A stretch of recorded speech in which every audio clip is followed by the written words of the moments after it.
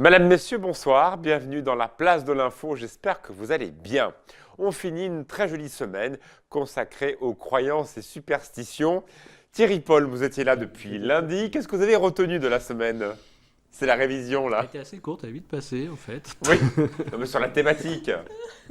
Rien. Oui, non, on a appris des choses très intéressantes hier avec Sébastien. Oui, Sébastien Hans. Voilà. Oui, c'était très intéressant, C'était très effectivement, sur les intéressant. croyances autour de la médecine chinoise. C'était très intéressant, on en parlera. Sophie est avec nous.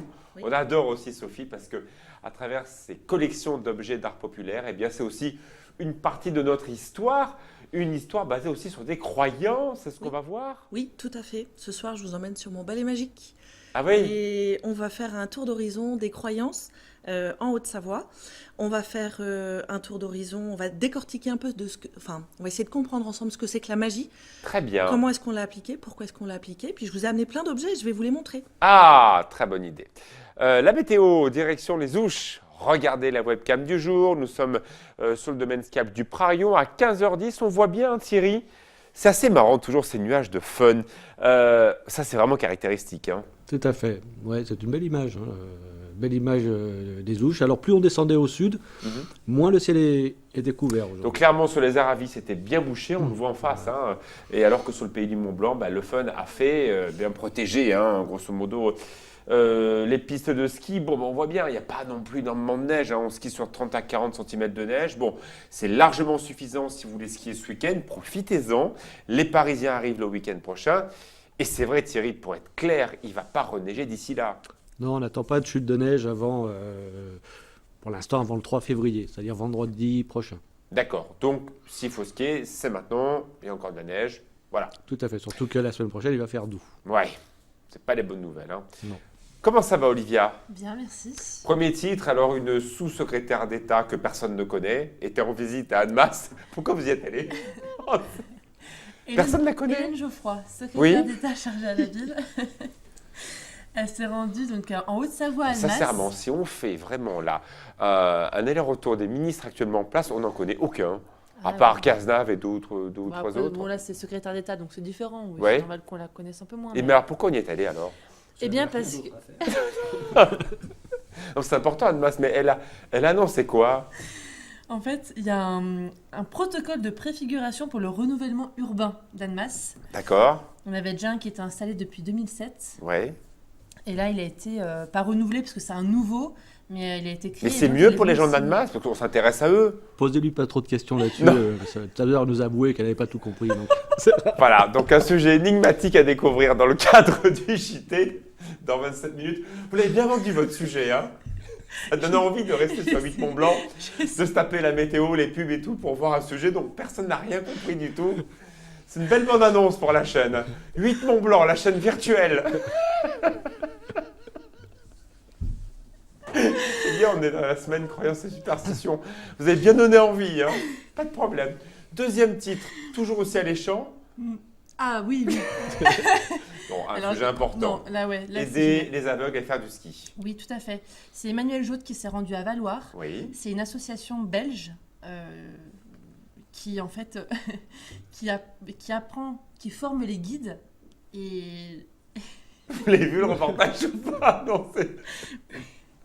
du coup, vous êtes plus Oui. convaincu, donc c'est pour ça. Mais non, mais ça a l'air passionnant votre sujet, mais expliquez-moi. Donc, en fait, il forme les guides Oui. à guider les aveugles, tout simplement, Voilà. sur les pistes. Et apprendre- C'est vraiment impressionnant. Ça, pour Moi, le je coup, les ai vus hein, à Combloux il y a pas longtemps. C'est absolument incroyable. Ils arrivent à skier, à sentir hein, complètement le ski. Ils sont accompagnés effectivement d'une personne à leur côté. Bon, on verra ça tout à l'heure. Merci beaucoup Thierry.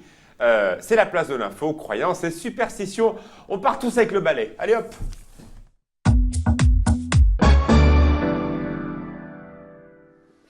Sophie Sesmat est avec nous. Merci beaucoup Sophie d'avoir amené cette jolie collection d'objets que l'on va découvrir. On va commencer d'abord par les racines de la sorcellerie. On a brûlé des sorcières, bien sûr, on énormément. s'en souvient. Toutes celles qui avaient des prémonitions. C'est allé même jusqu'à Jeanne d'Arc, dont on a fait un procès en sorcellerie. Oui, alors il faut savoir qu'on a beaucoup brûlé, on a beaucoup torturé. Les tortures des sorcières, elles étaient assez impressionnante. Et de toute façon, quoi qu'il arrive, la sorcière, elle était vouée à mourir. Parce que je ne sais pas si vous savez, vous connaissez peut-être la torture de l'eau Non. pour une sorcière. Alors, c'est pas compliqué, soit elle mourait, soit elle mourait. Donc, on la ficelait comme un espèce de petit cochon. On lui prenait les 2 mains, les 2 pieds, on les accrochait ensemble et puis on la lestait avec une pierre. Autrefois, on pensait que les sorcières étaient plus légères que les humains. Et oui, parce que pour voler, il faut être léger. Et donc, C'est incroyable. on Vous vous les rendez compte? balançait au fond de l'eau, soit d'une rivière, soit d'un lac. Alors, si elles coulaient à pic, eh ben, les pauvres, c'est qu'elles étaient innocentes. Enfin, elles étaient quand même mortes.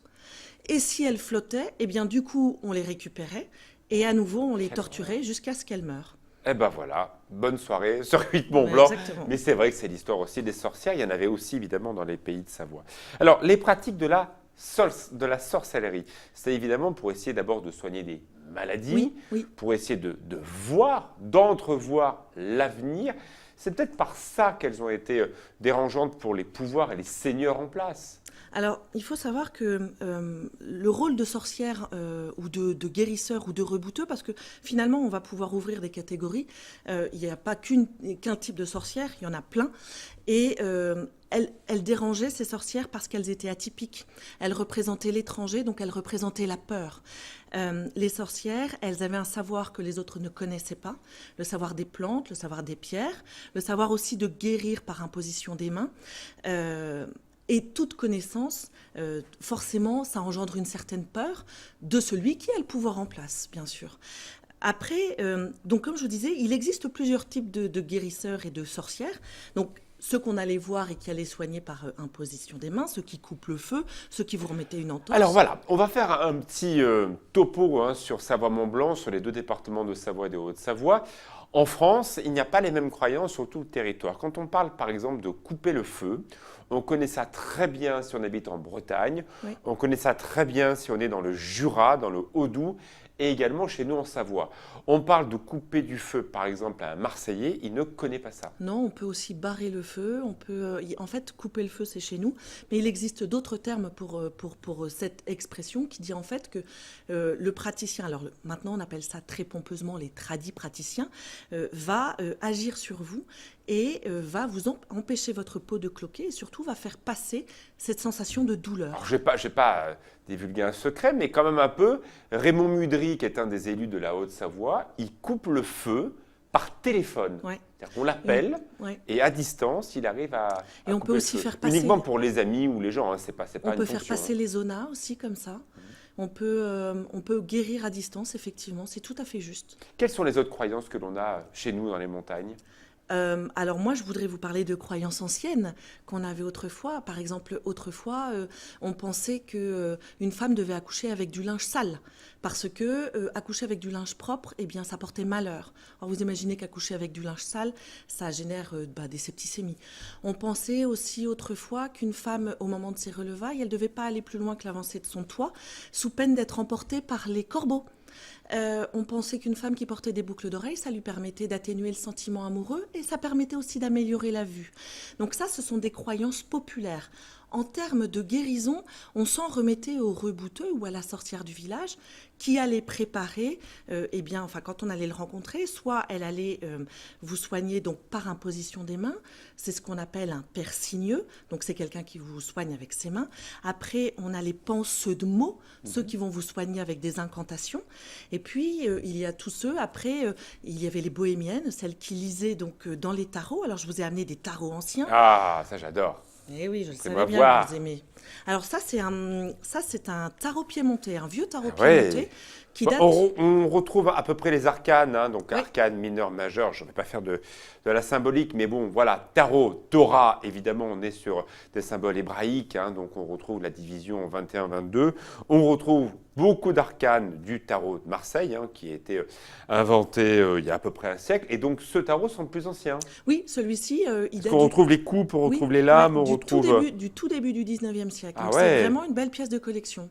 C'est beau, ça vaut combien? Ça J'ai vaut, toujours l'argent, moi. ça vaut un peu plus de 1 000 euros. 1000 euros. Ouais. C'est vrai parce qu'on retrouve vraiment les mêmes symboles hébraïques, comme par exemple la roue de fortune que l'on voit là, les chevaliers d'épée, coupe d'épée, et les couleurs sont symboliques aussi. Et les couleurs ont été faites au pochoir. Vous Ouais. voyez, en fait, c'est pas des couleurs qui sont imprimées de manière industrielle.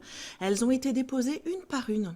Et ça, c'est très intéressant. C'est un beau tarot. Et puis, je vous ai amené un autre. Alors, ce qui est très intéressant aussi, excuse-moi de vous couper Sophie, c'est qu'on Je vous prie. retrouve toutes les couleurs du baroque. Hein. On Oui. retrouve le vert, le rouge, le bleu. Les C'était couleurs les qui sont couleurs. flamboyantes. Et oui, flamboyantes, Ouais. notre baroque Ouais, ouais. flamboyant qu'on connaît très bien en Savoie. Ouais, en tout à petit fait. musée. Et puis, je vous ai apporté, vous le connaissez, Non, un grand Estella. je sais pas ce que c'est ça. Non, eh ben, c'est aussi c'est Ah, c'est super c'est un ça. tarot ancien, Non. divinatoire, un tarot de bohémienne. J'adore ça. Oh, j'ai tout tombé. Voilà. Oh, bah ça, c'est pas très grave. Allez-y, vous je vous inquiétez écoute. pas. Je ramasse pendant Donc ce c'est temps-là. un tarot ancien de bohémienne pour tirer les cartes et bien sûr faire de la divination. Alors elles avaient aussi, les bohémiennes, la possibilité de deviner dans les entrailles de poulet, dans les entrailles de poisson, mais aussi elles pouvaient prédire l'avenir dans le reflet de l'eau, un soir de pleine lune, dans un puits. D'accord. Alors, chez nous, on avait un peu peur des bohémiens parce qu'on pensait que les bohémiens enlevaient les enfants. Et ça nous amène à une Ah autre oui, croyance. j'ai entendu ça petit. Ouais, ça nous emmène à une autre croyance, la lycanthropie. Ça vous parle? Non. La lycanthropie, c'est le loup-garou. Et vous savez que vous êtes sur les terres du loup-garou, vous ici, Ah bon Théoïde-Mont-Blanc? Mais oui, il faut savoir qu'il y a eu des très grosses histoires de loup-garou à Chaumontet, donc dans la commune Incroyable, qui dé- vers Épagny, Oui, à tout côté à fait. d'Annecy. Oui, il y a eu un loup-garou qui a Allez. emporté énormément d'enfants. Ah ouais. Et en fait, on a su que très tardivement que ça avait été des kidnappings d'enfants. Mais à l'époque, on avait attribué ça au loup-garou. Est-ce que vous savez qu'il y a une dame blanche dans le Fier? Moi, je connais la Dame Blanche dessert, mais pas Non, autre chose. la dame blanche du Fier, elle erre. Ne dites rien. On se retrouve après la pub, l'explication de la Dame Blanche. Vous êtes bien sur 8 Mont-Blanc, à tout de suite.